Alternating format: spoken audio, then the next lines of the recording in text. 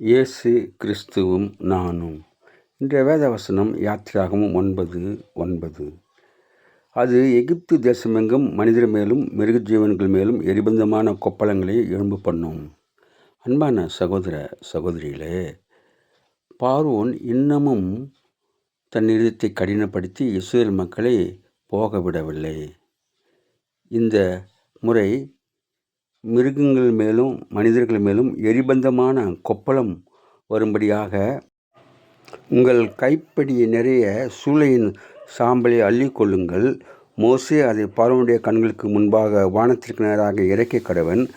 அது எகிப்து தேசம் மீதெங்கும் தூசியாகி எகிப்து தேசமெங்கும் மனிதர் மேலும் மிருகஜீவன்கள் மேலும் எரிபந்தமான கொப்பளங்கள் எழும்ப பண்ணும் என்றான். பார்வோனுக்கு முன்பாக வந்து நின்றார்கள். மோசே அதை வானத்திற்கு நேராக இறைத்தான். அப்போது மனிதர் மேலும் மிருக ஜீவன்கள் மேலும் எரிபந்தமான கொப்பளங்கள் எழும்பிற்று.